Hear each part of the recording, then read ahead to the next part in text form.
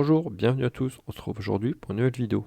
Donc on prend le cahier de cours, dans l'onglet 11, on va continuer notre chapitre. Donc périmètre, aire et volume. Dans le grand, on a vu les périmètres des polygones, là on va faire le périmètre d'un cercle. Alors le périmètre d'un cercle est la mesure de la longueur de ce contour. Alors que ce soit un polygone ou un cercle, ça ne change pas. Pour le cercle, parfois on parle de circonférence au lieu de périmètre du cercle. Alors pour calculer le périmètre du cercle, on a deux manières. Soit on peut le dérouler, comme ceci, pour avoir le périmètre en ligne droite. Donc dans ce cas-là, on peut mesurer avec une règle, parce que quand notre cercle il est comme ça, on ne peut pas mesurer le long du cercle avec la règle, ça passe pas.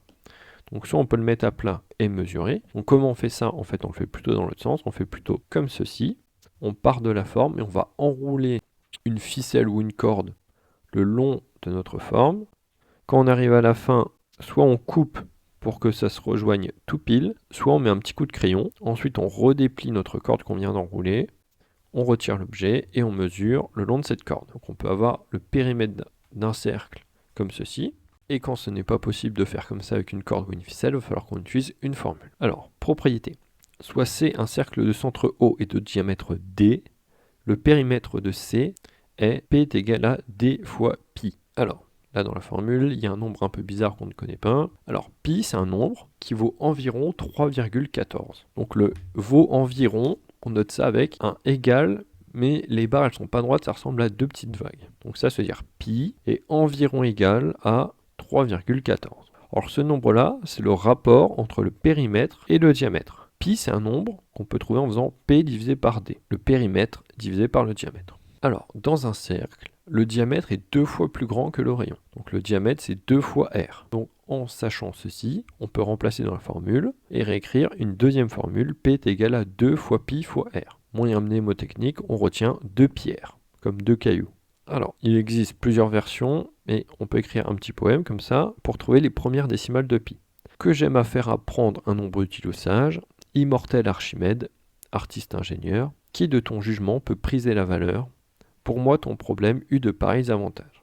Alors, on voit que certains mots sont mis en couleur. Donc, en comptant le nombre de lettres de chaque mot, on peut avoir les décimales de pi. Donc, que, il y a 3 lettres. Donc, je note 3. Ensuite, je mets la virgule. J apostrophe, donc J, une lettre. M, 4 lettres. A, une lettre. Et ainsi de suite. Donc là, c'est juste une partie du poème. Le poème est beaucoup plus grand. Et avec ce poème-là, on peut avoir les décimales de pi. Les premières, du moins. Alors, pi, c'est un nombre dont la longueur est infinie, ça ne s'arrête jamais. Donc on ne peut pas noter un nombre comme ça, égal, c'est pas possible. Et dans les calculs, on ne remplace pas pi par 3,14. Non, on laisse pi comme ça sous forme de lettres pour garder une valeur exacte tout le long du calcul. Alors exemple, calculer le périmètre des deux cercles suivants. Premier cas, on a un cercle, on a un rayon OA qui est donné, on voit qu'il fait 4 cm. Donc c'est quoi la rédaction? Première étape, on note la formule qu'on a dans le cours. P est égal à 2 fois pi fois r. Pourquoi j'utilise cette formule? Parce qu'on nous donne le rayon, donc j'utilise la formule qui utilise le rayon. Deuxième étape, je remplace avec les données qui sont données dans l'énoncé. Donc le R, le rayon, je sais qu'il vaut 4 cm, donc je remplace R par 4 cm. Ensuite, je commence mon calcul. 2 fois 4 cm, ça fait 8 cm. Donc P, le périmètre, il vaut 8 cm fois pi. Pi, c'est le nombre dont on a parlé juste avant. Là, on utilise la calculatrice. Alors, comment on fait pour calculer 8 cm fois pi? Alors, on prend la calculatrice. Alors, on commence par taper 8, ici, comme d'habitude, fois. Ensuite, on aimerait bien taper pi. Alors, pi, il est un peu difficile à trouver. Il est ici, en jaune, en tout petit.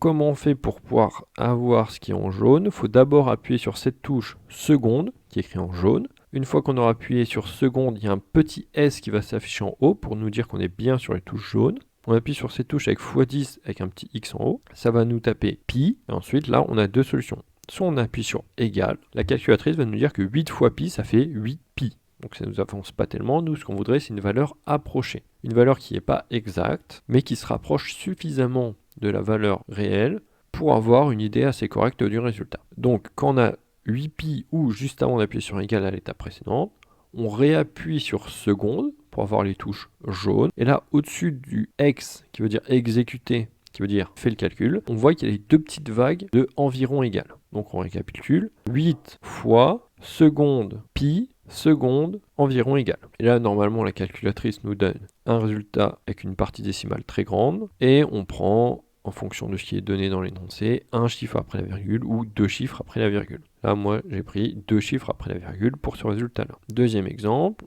donc on a toujours un cercle, on a un diamètre BC qui est donné, on voit qu'il fait 3 cm, donc la rédaction. Première étape, on note la formule qu'on utilise. Donc là, vu qu'on me donne un diamètre, je vais utiliser la formule qui utilise un diamètre. Donc P est égal à D fois pi. Deuxième étape, je remplace avec les données qui me sont données. Donc 3 cm fois pi. Ensuite, j'utilise ma calculatrice. Je tape 3 fois seconde pi. Seconde environ égale. Et je trouve 9,42. On fait attention dans la rédaction, là je n'ai plus une valeur qui est exacte. J'ai utilisé une valeur approchée et j'ai fait un arrondi, donc je mets les deux vagues pour dire que c'est environ égal. C'est pas la vraie valeur, mais ça se rapproche assez de la vraie valeur. 9,42 cm. Voilà, c'est tout pour aujourd'hui. Donc apprends bien les deux formules qui sont données, entraîne-toi, fais des exercices. Si tu as du mal, tu peux revoir la vidéo, il y a toute la rédaction qui est donnée. On se voit une prochaine fois pour une prochaine séance. Au revoir.